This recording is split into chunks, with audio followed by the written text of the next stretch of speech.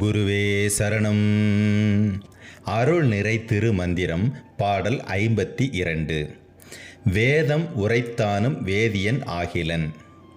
வேதம் உரைத்தானும் வேதம் விளங்கிட. வேதம் உரைத்தானும் வேதியர் வேள்விக்காய். வேதம் உரைத்தானும் மெய்ப்பொருள் காட்டவே. மீண்டும் திருமூலர் பகவான் வேதம் என்ற வார்த்தையை இங்கே பயன்படுத்துகிறார். முதல்ல வேதம் என்றால் என்ன என்ற ஞானம் நமக்கு வேணும்.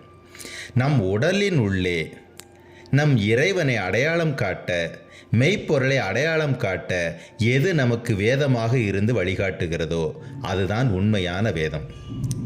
எது நமக்கு வேதமாக இங்கே அடையாளம் காட்டப்படுகிறதோ அது காட்டக்கூடிய வழிதான் உண்மையான வேதம்.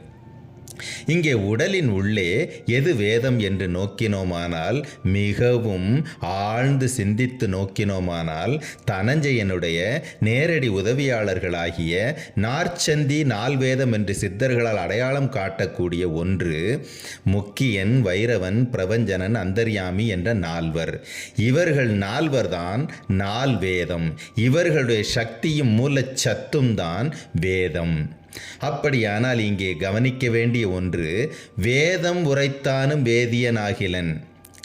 4 வேதங்களாக உலகாரால் அறியப்பட்ட ரிக், யஜூர், சாம, அதர்வன இந்த வேதத்தை உரைத்ததனால் அவனுக்கு வேதியன் என்ற பெயர் வந்துவிடாது. அப்படியானால் வேதியன் என்பவன் வேறு ஏதோ ஒரு அர்த்தம் கொண்டவனாக காணப்படுகிறான். வேதம் உரைத்தானும் வேதம் விளங்கிடாது. இந்த 4 வேதத்தையும் எப்பொழுதும் பாராயணம் செய்து கொண்டும் புரிந்து கொண்டும் இருந்துவிட்டாலே வேதம் என்பது உண்மையிலேயே விளங்கிவிடாது என்கிறார். கவனிக்க வேண்டிய கருத்து திருமூலர் பகவானுடையது. வேதத்தை எந்த நேரம் சொல்லியவனுடைய பேர் வேதியனாகாது. வேதத்தை எந்த நேரமும் சொல்லிக் கொண்டிருப்பவனுக்கு வேதம் விளங்கிடாது என்கிறார். வேதம் உரைத்தானும் வேதியர் வேள்விக்காய் வேதம் உரைத்தானும்.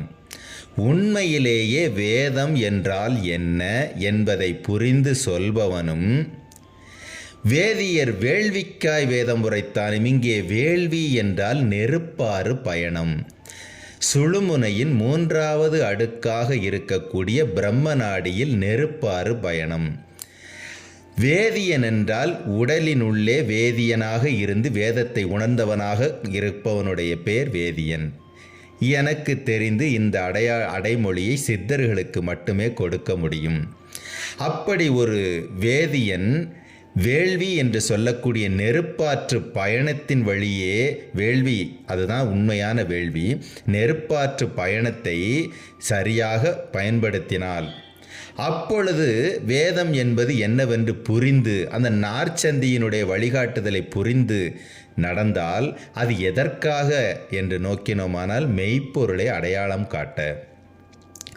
ஒவ்வொருவருடைய ஆன்மீக சாதகருடைய வாழ்வின் இலக்கு என்பது மெய்ப்பொருளை பார்ப்பது, மெய்ப்பொருளினுடைய திருவடிகளை அடைவது.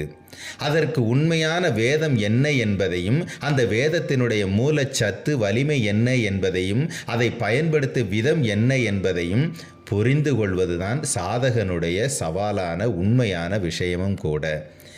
அப்படியானால் நம் உடலின் உள்ளே நாம் செய்யக்கூடிய வேள்வியை இந்த வேதம் எப்படி வழிநடத்துகிறது? இந்த 4 வேதமாகிய இந்த நாற்சந்தி இந்த வேள்விக்காய் எப்படி உதவி செய்கிறது என்பதை புரிந்து கொண்டால், அந்த உதவியினுடைய இலக்கு என்பது மெய்ப்பொருளை நமக்கு காட்டத்தான், மெய்ப்பொருளினுடைய திருவடிகளை நாம் சரணாகதி அடையத்தான் என்பது ஞாபகம் வரும். புற உலகம் சொல்லக்கூடிய வேதம் அல்ல இது. சித்தர்களுடைய பார்வையில் வேதம் என்பது தனஞ்சயன் என்னும் பிரம்மா தன்னுடைய நேரடி உதவியாளர்களாக உருவாக்கிய 4வர் முக்கியன், வைரவன், பிரபஞ்சனன், அந்தர்யாமி. இந்த 4வர் பெயர்தான் நால்வேதம். இந்த 4வரினுடைய வல்லமை சக்தி வழிகாட்டுதல் தான் வேத வழிகாட்டுதல்.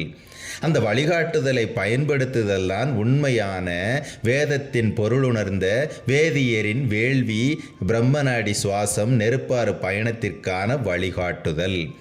அதை புரிந்து உரைப்பவர்களுக்கு, பயன்படுத்துபவர்களுக்கு இலக்கு, மெய்ப்பொருளை அடையாளம் காணும் இலக்கு என்பது சாத்தியப்படும் என்பதை அறுதியிட்டு கூறுகிறார் திருமூலர் பகவான். குருவே சரணம்.